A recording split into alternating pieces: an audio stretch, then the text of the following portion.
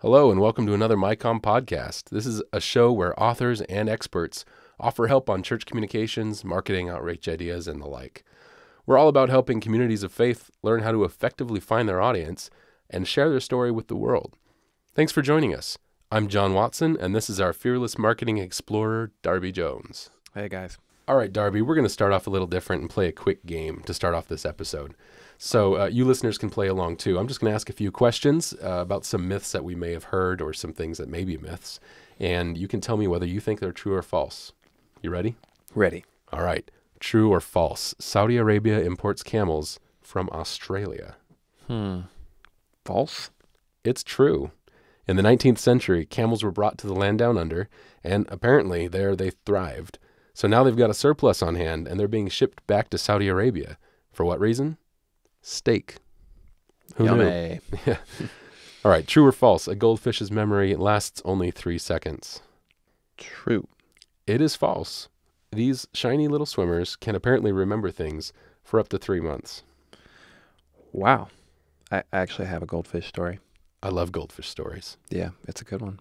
So my family used to have one of those like decorative outdoor pools with a bunch of goldfish in it. And I always felt bad that they didn't have names. So to make it easy to remember, I just named them all Pete. I made it easy. And every day I'd walk by and say, "Hi, Pete." And it just makes me happy to know now that they all actually remember their names. For at least 3 Name. months. Yeah. So I'd have to at least once every 3 months say, "Hi, Pete." Right. Yeah. Oh, for Pete's sake. All right, true or false? Moving right on. You can see the Great Wall of China from space. All right, I think I got you figured out with your myths. I'm going to pretend it's opposite day, and I'm going to say false. You're correct. No single man-made structure is visible from space. Who knew? All right, last one, and this is my favorite. True or false? Betty White is older than sliced bread. I sure hope that's true. It is true. Betty White was born in 1922, and bread was first commercially sliced in 1928 by the illustrious Chillicothe Baking Company of Missouri. So there's a few things that we may have heard that are kind of in the myth category. In today's podcast, we're going to be talking about myths. There are a lot of misconceptions that people have about using the internet for marketing and communications, and there are some pitfalls that churches can easily fall into. So you could think of us as your sage guides through the murky land of internet marketing myths. So as your Methodist myth busters, let's dive in. True or false? If you build a website, they will come. Let me tell you, it's false. Building a website and not doing anything with it, it's counterproductive. Nothing's going to happen with that. It's just going to sit there in the internet archives and gather dust. But there are 2 practical ways you can maintain your website and encourage traffic. The first is to keep a calendar of events on your website. If you let people know what's going on, and if you name, put the date in the title of the calendar event and all of that, people can find that through Google searches and Bing searches. People use Bing, right? I don't know. I'll Bing it later and find out. Yeah. Anyway, the calendar of events, that's actually something that we include in our web hosting package from United Methodist Communications, and we're going to tell you a little bit more about that later. So that's the first thing you can do to maintain your website and get more traffic. The second thing you can do is keep a simple blog. You can actually kill 2 birds with 1 stone by blogging regularly about upcoming events. A typical blog post could look as simple as this.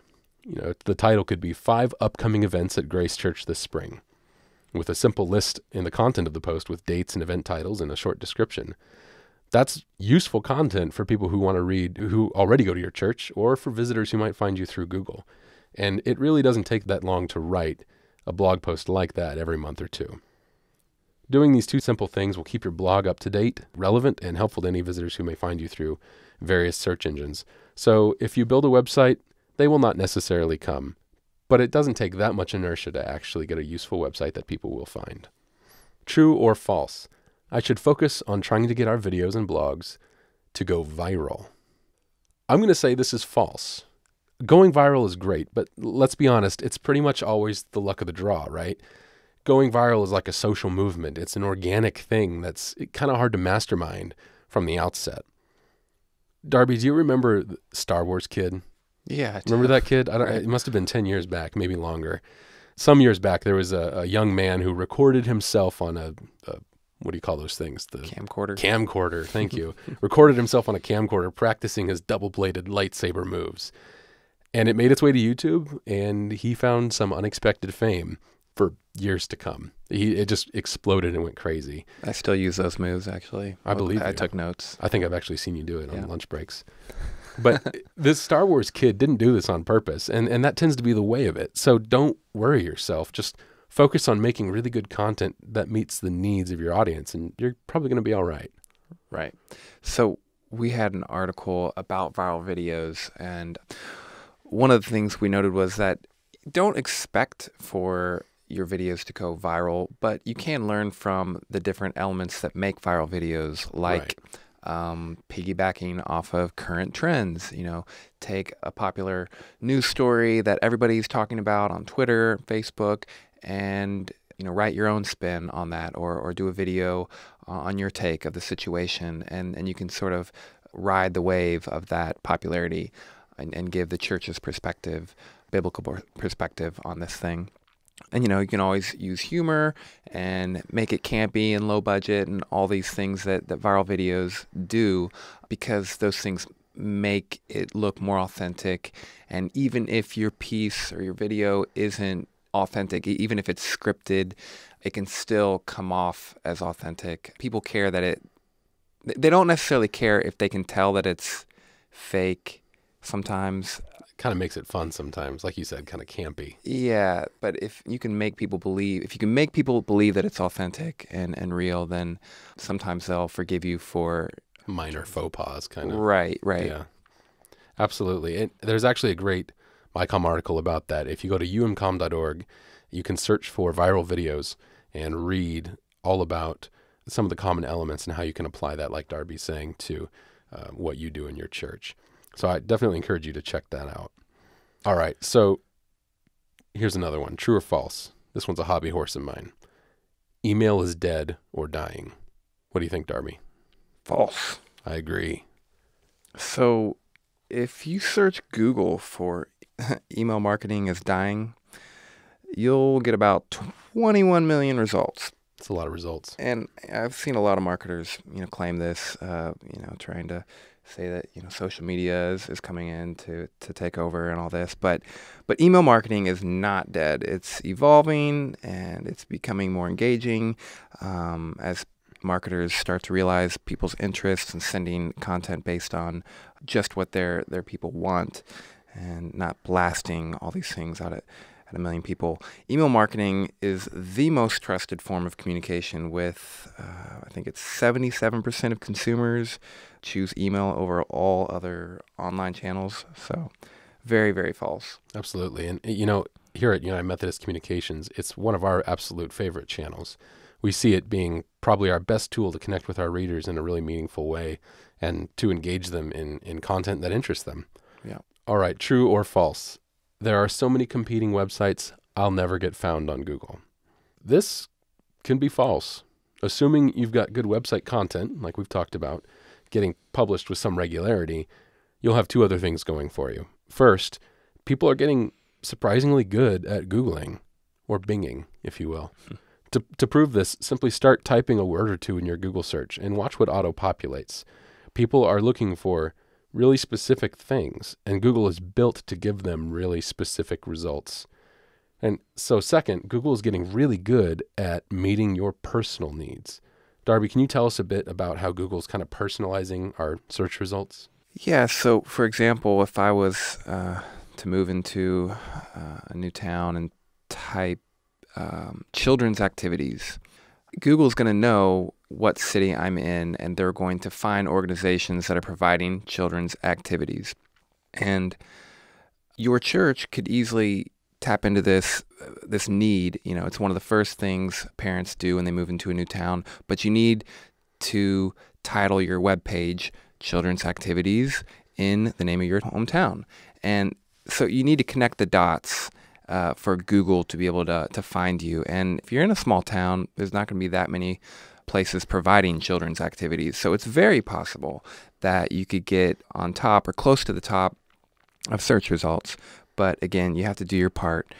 And these types of search engine optimization tips are things that we talk about a lot in MyCom articles. And if you just search on umcom.org, SEO or search engine, you'll get a lot of articles about that. Absolutely. So true or false? If I don't have a ton of online visits to my site, my website doesn't really matter. That's very false.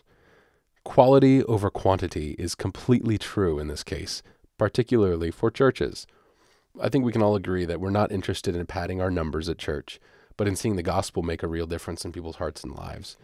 To that end, wouldn't you rather have one visitor whose life has changed than 30 visitors who came for the coffee bar? Focus on meaningful content and information that meets your audience where they're at, and don't worry if you get 50 visits this month instead of 500. We've talked about 5 internet communications myths. There's more to come in a moment after this quick word. Many people don't know this, but United Methodist Communications actually sells a really affordable package to get you set up with the training and tools you need to build and publish a church website. So this package includes an approachable online course on how to build your site, how to attract seekers and engage current attendees through your site. You're also going to get 8 weeks of free web hosting, step-by-step instructions on how to use WordPress, one of the simplest and best website platforms out there. And we're going to throw in some UMC branded templates, so you don't have to worry about the look and feel of the site. You'll also get some plugins for an event calendar that we mentioned earlier, a prayer request or contact submission form, and some widgets to stream really great UMC content to your site directly from umc.org. Help your spiritual and local community connect with your church and stay up to date with the global church right from your new church website. We used to charge $90 for this, but now you get all of this, everything you need to just plug in your content and get the site published for only $40. That's 2 months of web hosting, UMC site templates, plugins, and the training you need for the cost of an oil change. Visit umcom.org/yourchurchwebsite or call 1-888-346-3862 to learn more about using your church website to communicate faith in the 21st century. Visit umcom.org/yourchurchwebsite to learn more. Cool. You're listening to the MyCom podcast from United Methodist Communications. We're glad you're with us, and we're digging into some prevalent myths about internet communications, and I hope you're finding it helpful and maybe a little bit entertaining. You may have noticed a theme in the last 5 myths we discussed. Good content is king. The internet is going to be pretty forgiving to you if you focus on cranking out consistent, quality content that's specific to both you and your audience. And by the by, just a reminder, when we talk about audiences, what we mean is the sort of person to whom you're speaking or writing. In marketing, the term loses its entertainment connotations and simply means that there's a particular sort of person reading and caring about what you're writing. All right, so back to the myths. We've got another doozy for you, and this one deals with social media. True or false? People read the articles they share on social media. Well, that's false sometimes. Of course, it's a grab bag. Sometimes people read articles, then share them. But more frequently, this is the scenario. You see an article, it's got an attention-grabbing headline, maybe a nice image, and it lines up with your interests from a source that you respect. You hit share. I don't know about you, but I do this more than I sometimes realize. I think I may have actually been suffering from a little bit of SBDR guilt. That's shared but didn't read guilt, by the way, if you didn't catch that, Darby. But really, it's not such a bad thing, right? It's a new and valuable aspect of our new digital communications culture. We've all kind of become content curators, making relevant content available to our social circles, almost like, sending somebody a clipping from a newspaper in the mail, but in mass. All right, so we've established that people share articles that they haven't read, and that's not such a bad thing for them, and it's not such a bad thing for you either. Ultimately, you're getting more exposure each time your content is shared on social media, and a percentage of your audience will probably read it, so that's a plus, right? But here's the thing, you should be sure. Right? You should know who's reading it and who's not. Because, of course, you do actually want people to read and engage with your content. So this is where analytics come in.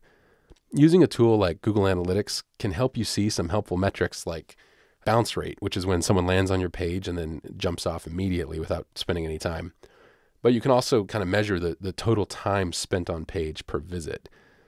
over time, if you keep track on the analytics of several different pieces of your content, you could begin to notice some trends like, oh, people spend more time reading event announcements on our blog than they do reading devotional posts.